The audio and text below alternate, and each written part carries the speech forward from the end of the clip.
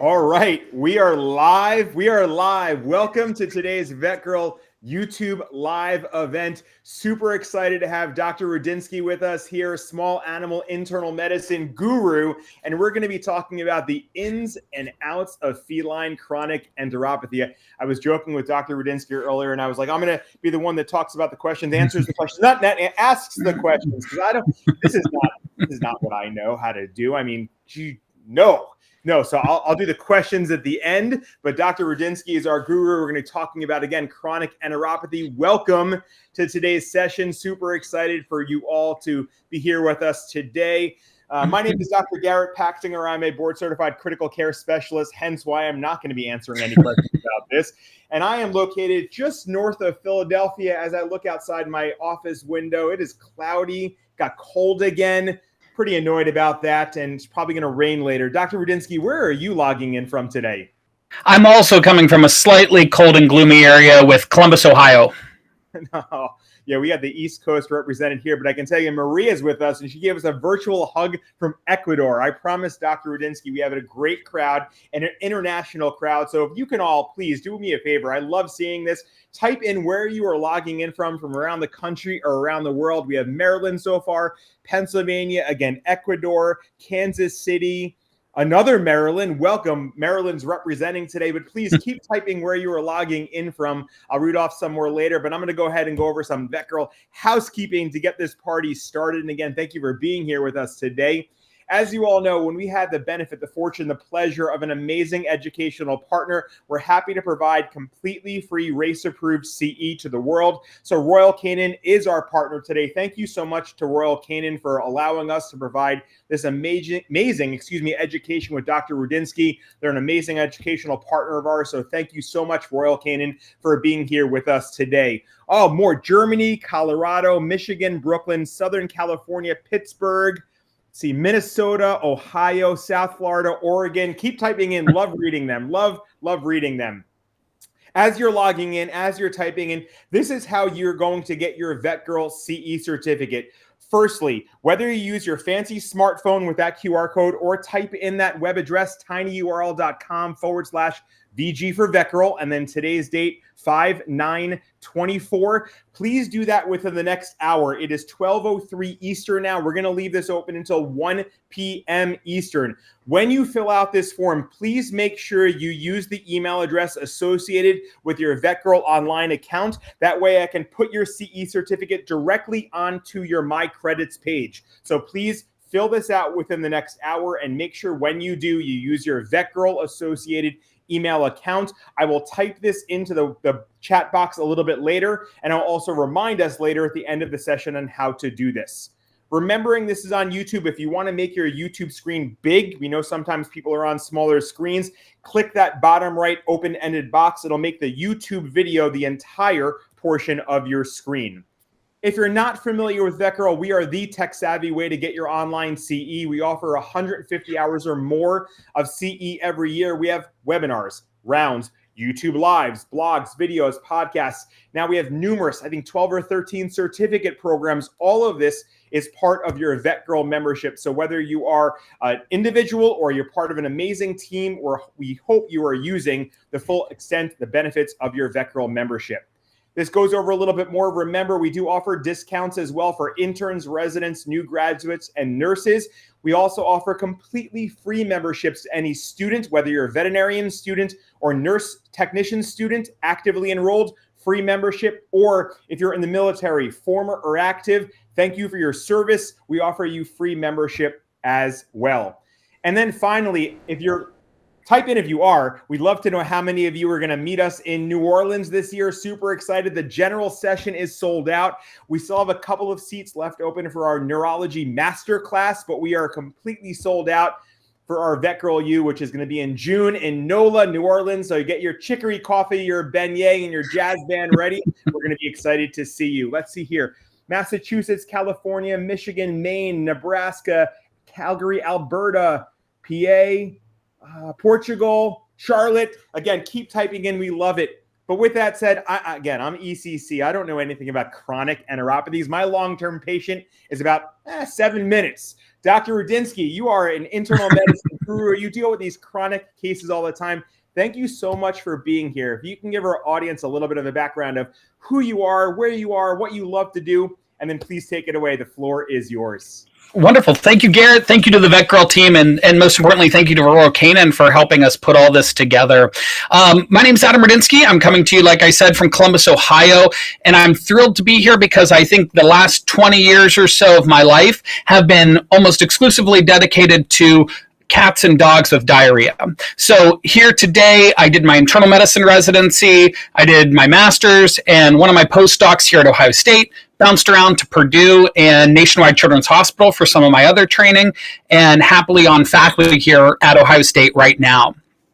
So let's go ahead and jump in, because I can't think of anything more exciting than to talk to you here about chronic diarrhea and how we approach it and manage it. So I always start a lot of my talks with the geriatric cat solar system. So these are those common diseases we're going to see. But if you look at this graph, what you can see is even though some things are surprisingly very prevalent, and we know this as practitioners that see cats in practice, unfortunately the awareness of some of these issues are not always so high. Specifically, looking at things like gastrointestinal disease, which often can fly under the radar, particularly early in clinical disease for a variety of reasons, most notably some of our inability to match up prevalence with direct clinical signs, right? Like a lot of these more common diseases have very specific diagnostic criteria, blood work abnormalities that we can use to screen for.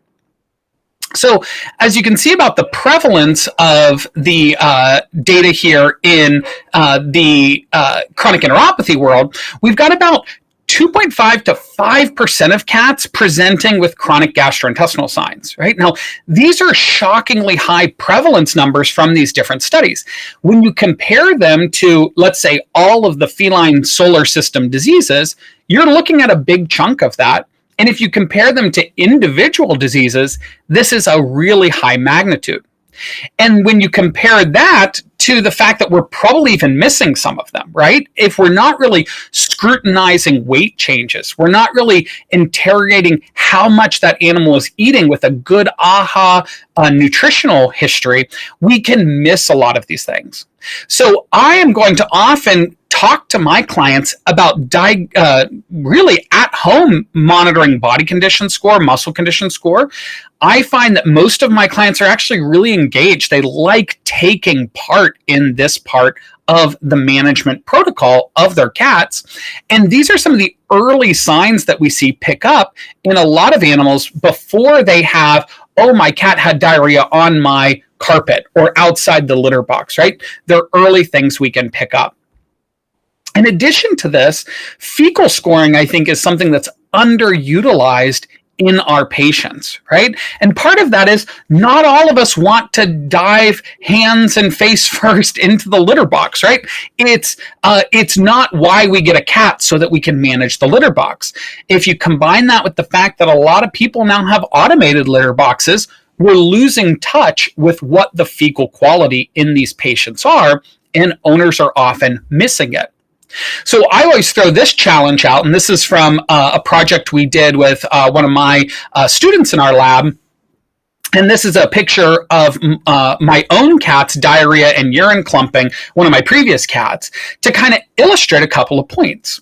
One, it can be very hard to distinguish diarrhea from urine if you're just scooping the litter box, right?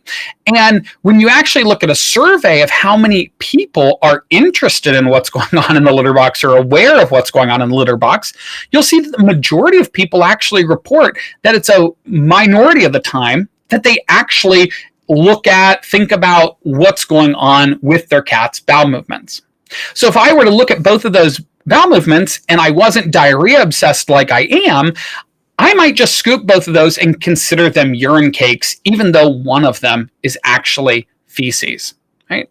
So what's my point with all of that? One, I want to make sure all of us as practitioners, but also we empower all of our owners to be like this fitness couple, right? Not only obsessed with other things in their life, but obsessed with what's going on in their cats' litter boxes so we can pick up these signs, because this is a really high prevalence problem and something we need to be on the lookout for in our cases.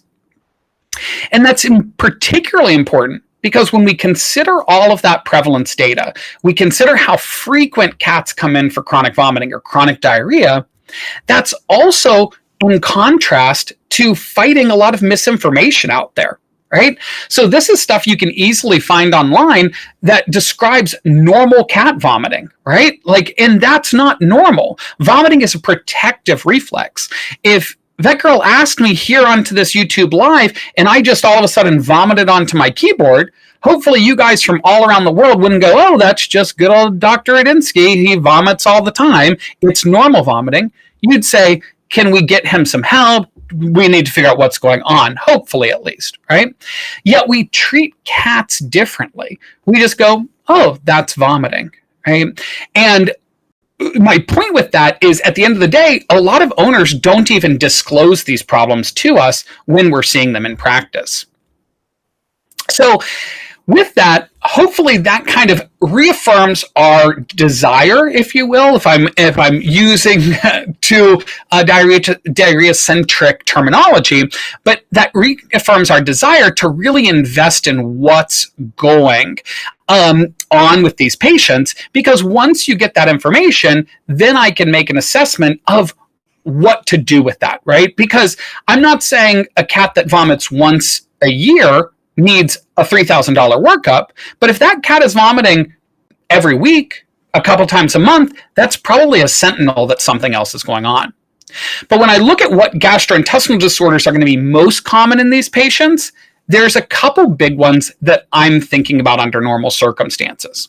So the good news is the vast majority of cases, once they hit that chronic threshold, once their clinical signs are persistent for 2 to 3 or more weeks, there's a good likelihood, once I've done a set of core diagnostics, that I'm dealing with chronic inflammatory enteropathies, formerly known as like an inflammatory bowel disease cat, or low-grade small cell lymphoma.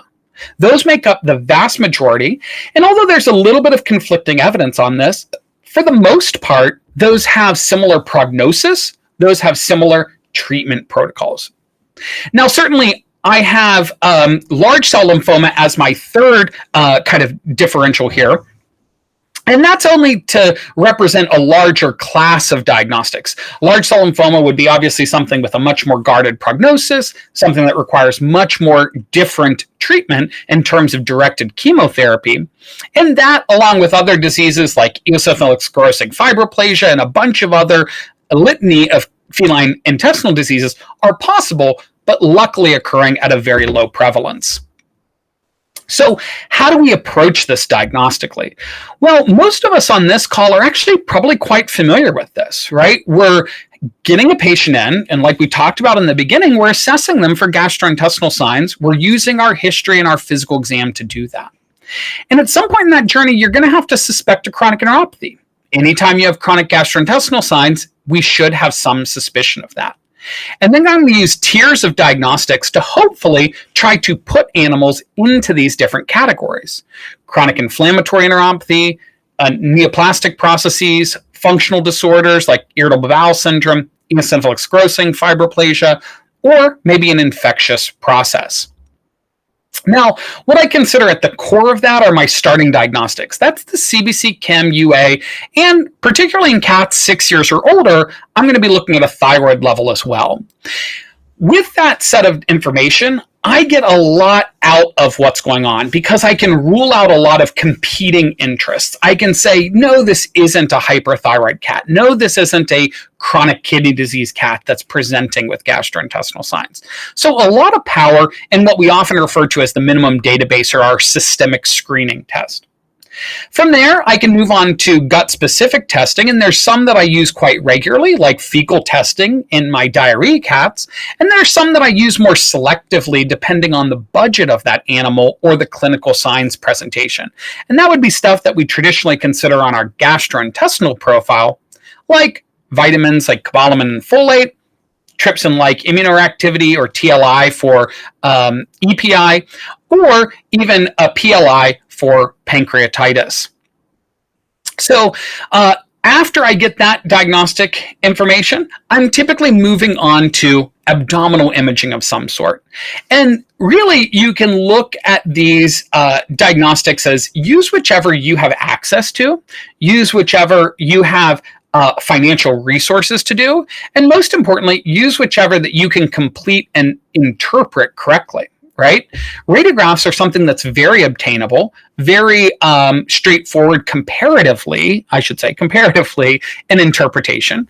Whereas ultrasound, for example, probably gives us a little bit more detailed information, but it is going to be much more susceptible to user error and experience in that process. But either way, what am I getting from most of this imaging? And why do I deprioritize it after blood work in my chronic cases? Well, it's because the majority of the time, there's studies to show that it doesn't actually change things. And that's because these aren't used to rule in chronic inflammatory enteropathy or small cell lymphoma. Instead, these are really used to rule out or decrease our suspicion of competing interests, like a chronic foreign body or an intestinal mass, right? So how I'm using those is going to be a little bit different, and that impacts how I put money into those diagnostic results. So the last step in this process would obviously be biopsies. That's your confirmatory test. And it's important to remember that without biopsies, you may not get a definitive answer. And that's okay. Even in my practice at a referral center, we don't biopsy everything because a lot of owners just don't want to either put their animal through that due to perception of invasiveness or financial limitations. But if you do have this, this is where you would want to go with your diagnostics if you wanted to try to obtain the most definitive answer that would be possible.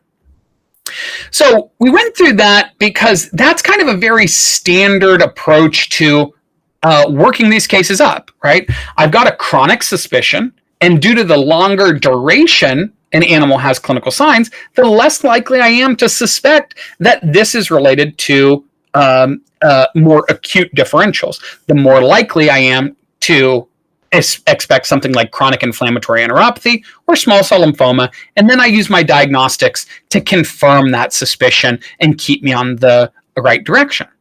Now, depending on where you get in that workup, at some point you're going to have to treat chronic inflammatory enteropathy if you've diagnosed it completely, or you're going to have to empirically treat because that's the end of the road for that client and where they're comfortable diagnosing. So this is where breaking it down and looking a little bit at what our chronic enteropathies are becomes really important.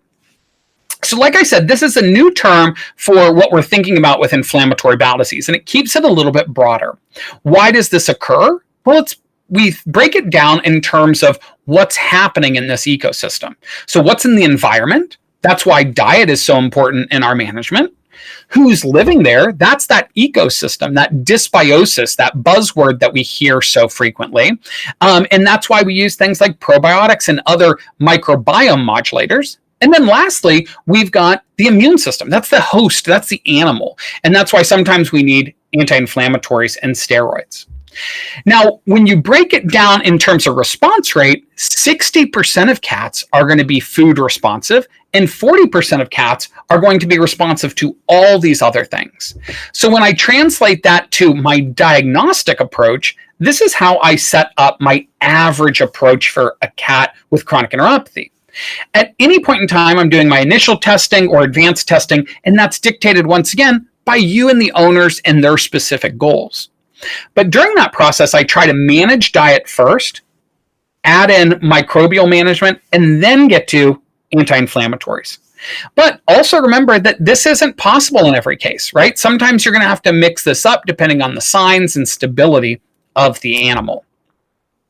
So diving into diet a little bit more, when we think of dietary management for any small animal patient, typically the diets revolve around 5 factors: modified fat content, modified fiber content, high digestibility, novel ingredient diets, or hydrolyzed diet.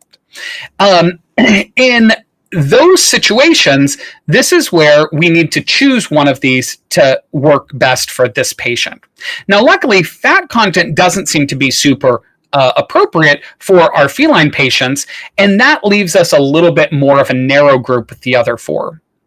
So what information do I use to do this? Well, for sure, whether it's acute or chronic is going to impact that for me, both in the duration that I manage a patient dietarily, but also what diets I'm going to use.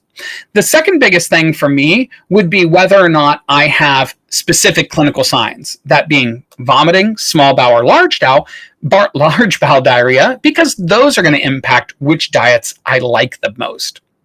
And then lastly, do I have another specific disease process that has a dietary recommendation as well, like cholangitis or hepatic lipidosis, that I need to do that?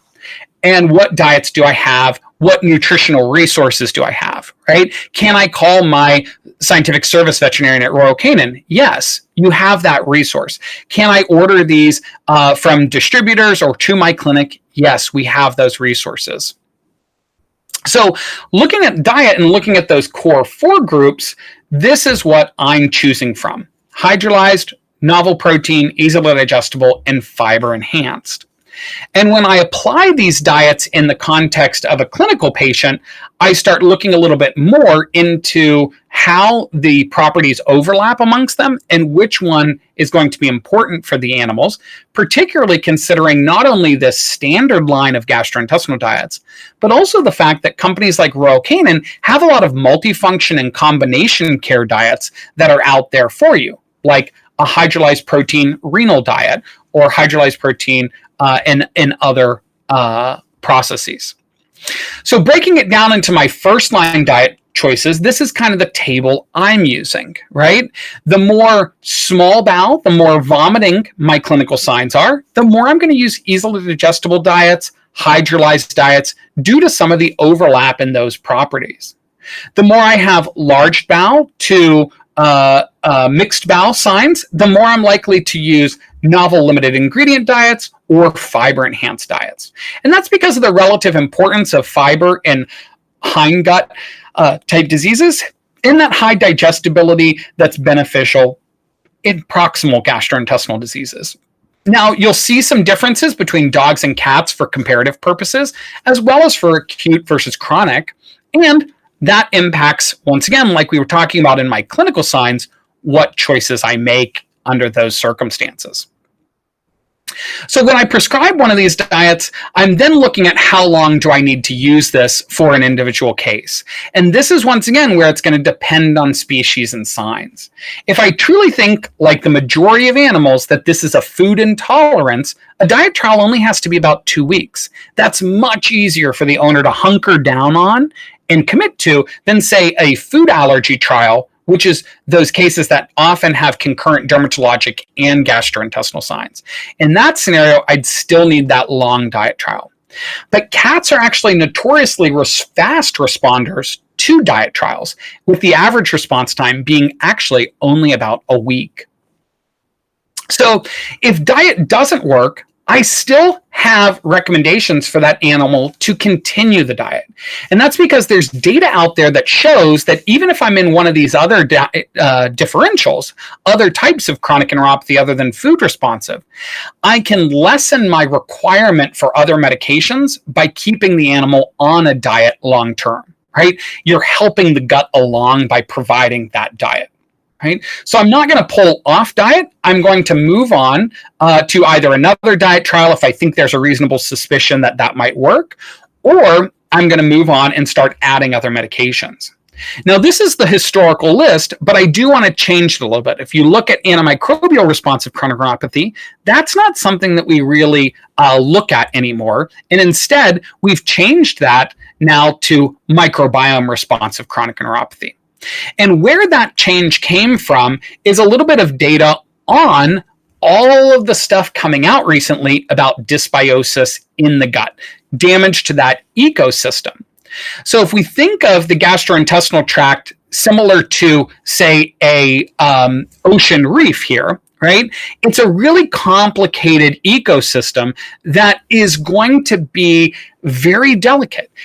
And everything has to be integrated appropriately and working together so that it has the ability to provide our patients the important functions of that microbial ecosystem. There's metabolic functions, there's barrier functions and protective functions, and there's even trophic functions to this microbiome. So it's something we need to certainly preserve, especially considering that we know that antimicrobials heavily affect the microbiome. In cats as well as in other species, we see big impacts of antimicrobials under these situations. Now, most of the long-term data we have to extrapolate from dogs because we don't have good data on this in cats. But the other thing that was interesting about antibiotic responsive diarrhea is that it really didn't do well. Even if there was an initial response, the long-term success, the long-term stability in these patients seems to be at jeopardy. Right? Let alone the other consequences like antimicrobial resistance and antimicrobial stewardship when we're using antimicrobials in this way. So instead, the microbiome nomenclature is really focusing more on probiotics, which ideally are dosed exactly like a drug. This is the core definition here, and you can see it reads just like a drug, a specific microorganism, given at a specific dose or amount for a specific health effect. So that's very different than if you go to the store and you see the probiotic aisle, right? This is overwhelming, and we can't send our clients out to just go get a patient and say, use any probiotic. Instead, we have to look at specifically the probiotics that meet label claims. Right? These are our core probiotics that are validated in animal models and have been shown to contain what they're supposed to contain. And unfortunately, that's not true of most products, even ones labeled in the veterinary market. I always use the analogy of if I wanted for my birthday a new cat and I have in my mind a cute little Persian, right?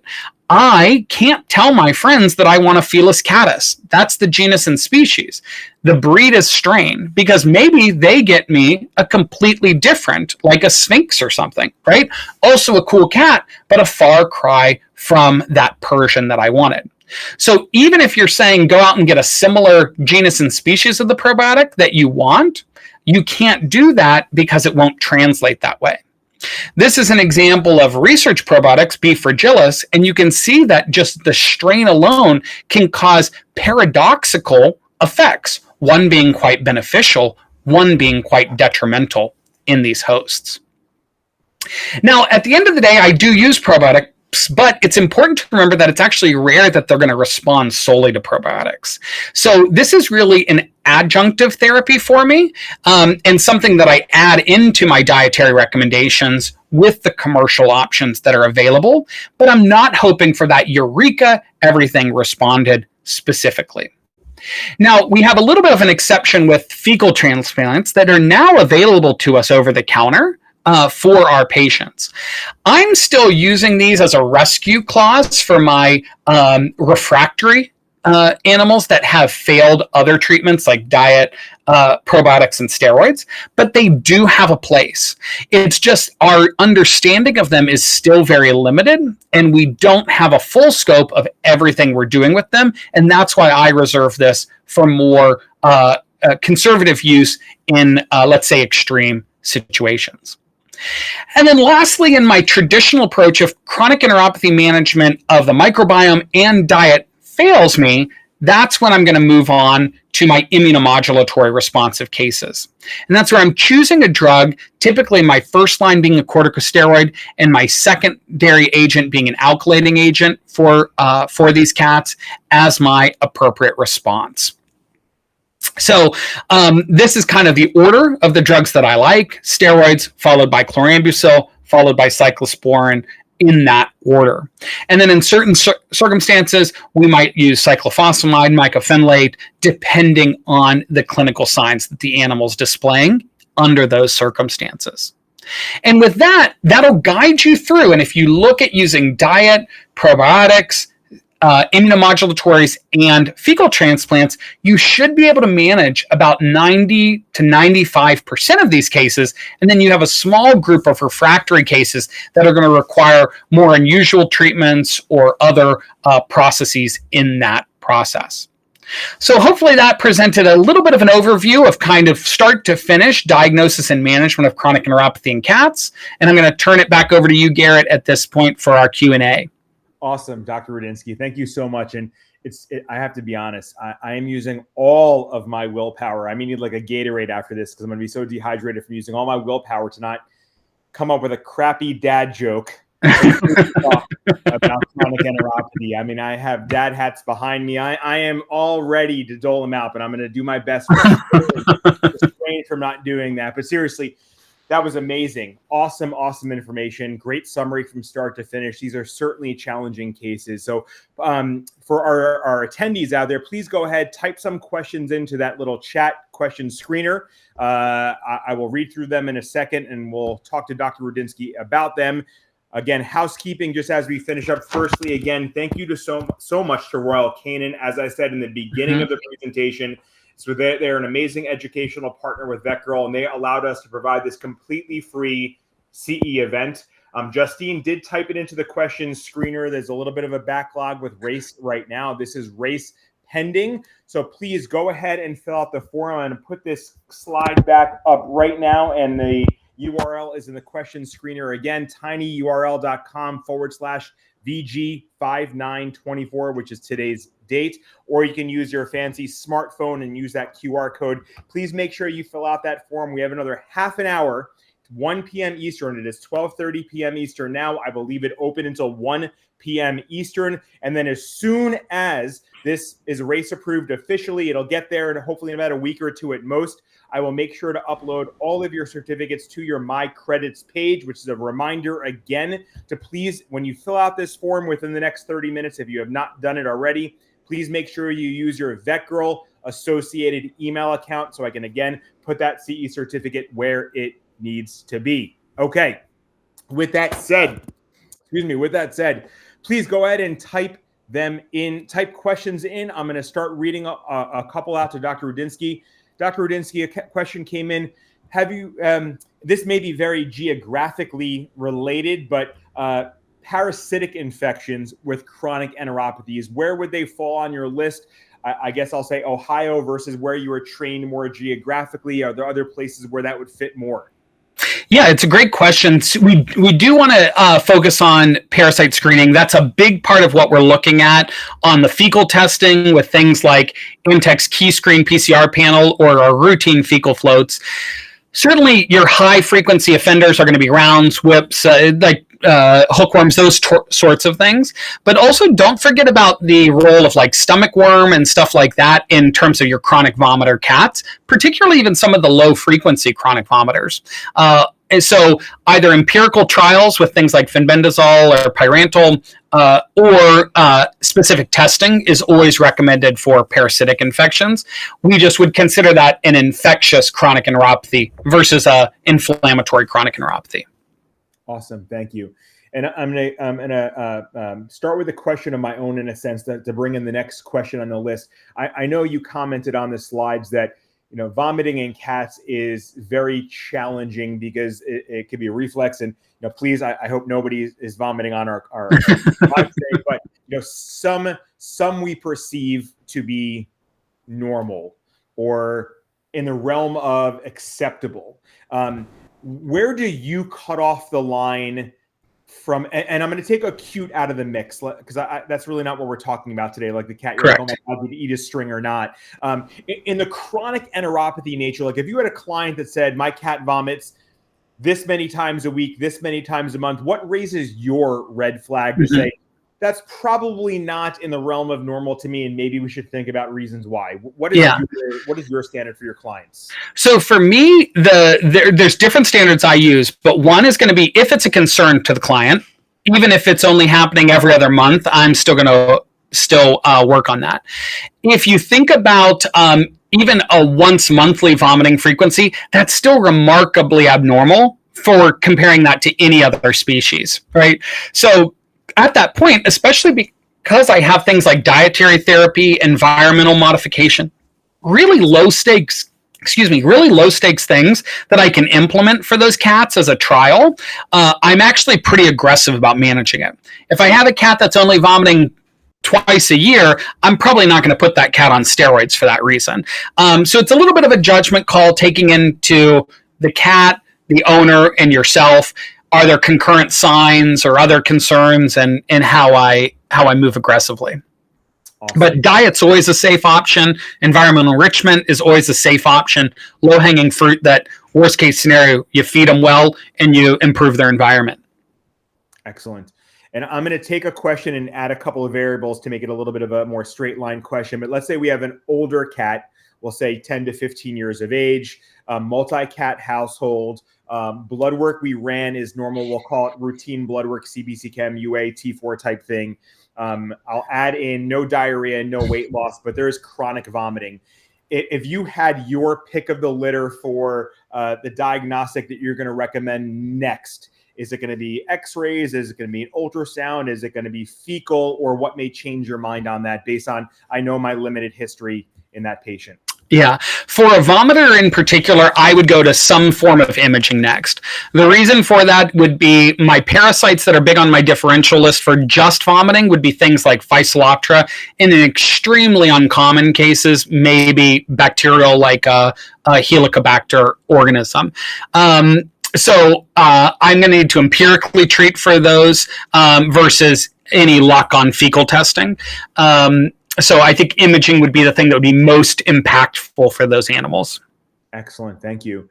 And you talked about some diagnostics. Then we mentioned the term advanced diagnostics. Are we talking things like endoscopy and biopsies, or what would you put in like your more advanced diagnostics? And when would you consider those versus steroids, diet trials, other things?